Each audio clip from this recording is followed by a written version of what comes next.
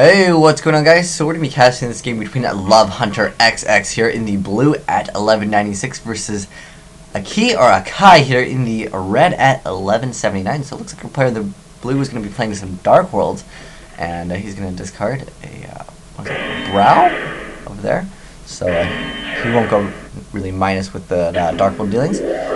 So let's see what our player in the red is playing. Perhaps he's playing Rabbit. I know Rabbit is a deck that does play Forbidden Lance in the main deck, as well as a lot of Insectors are also playing that, because I think it is quite a good card in Insectors. But you know, there's been different rulings on Lance as far as being able to use the effects of equipping and getting the effects, because technically they're unaffected, but you know, different judges in different areas always rule cards differently, so the best idea is just to ask your head judge at the time.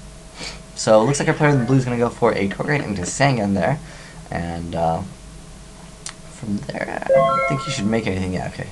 But he basically went all in, and it's interesting to see he dragged down a green gadget because you know, that card's not too great. Oh, and he looks like he's gonna summon Gear Frame over there, and a Solemn Judgment comes out in response to stop that Gear Frame from coming out at all, which is kind of interesting. It's like, how bad does that hurt? It's just a Gear Frame there, and he's going to discard, and he's going to get a Machina Fortress out. So interesting choice, because he obviously had one Gear Frame in his hand, and he chose to get rid of a gadget over a Gear Frame, which doesn't make sense personally to me.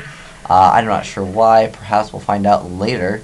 But the thing is, keep in mind that Fortress still has that effect. Whenever he's targeted, he gets to select one card in your opponent's hand, and is it one monster?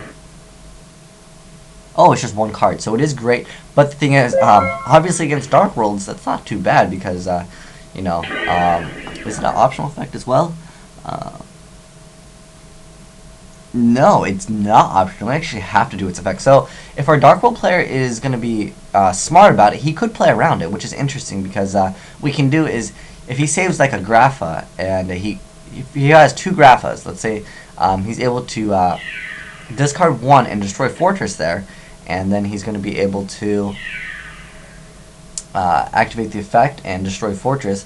Fortress effect would activate, which is mandatory, and he would actually get the effect to either, you know, get the Grapha out, and then yeah, it'd just be so devastating for a player in the red if that actually went through. It's an Upstart Goblin, so interesting build there. Perhaps he's using the one that topped YCS Long Beach.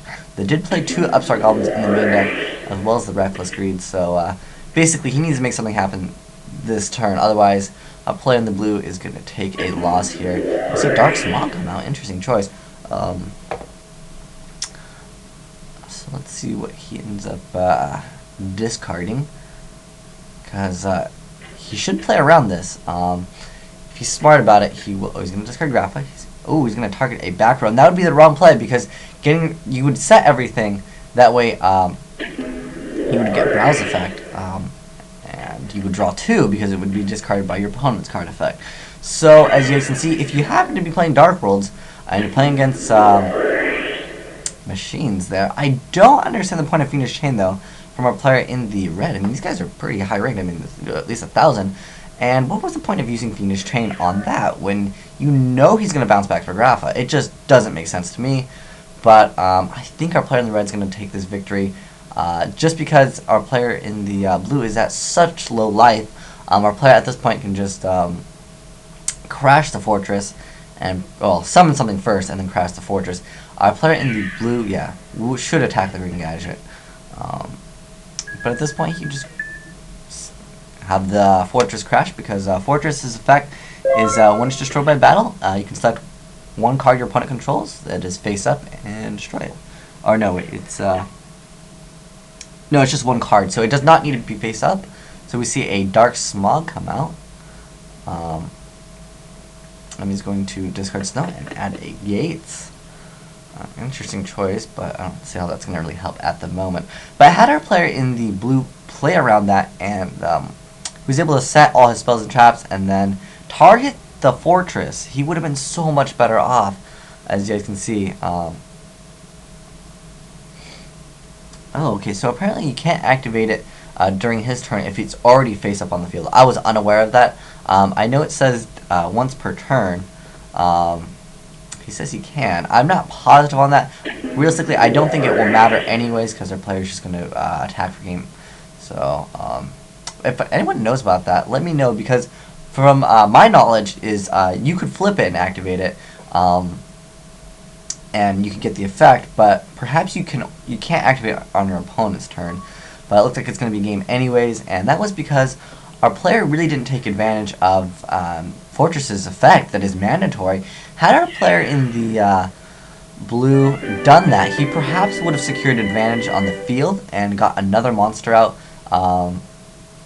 or he could have perhaps drew more cards. He could have, you know, force him to draw 2 more with the brow. It just could have been a lot better for our player in the blue. So, again, if you're playing against Machinas or Machinas, use Grapha's Effect. Target Fortress there because Grapha's Effect, I wish I could mouse over it, but it should target 1 card on the field, and so you target Fortress. Fortress Effect would activate, which is mandatory, and then that way you could plus off of it and secure more advantage in the game. But thanks for watching, guys. Agent Eyes White Dragon, signing out.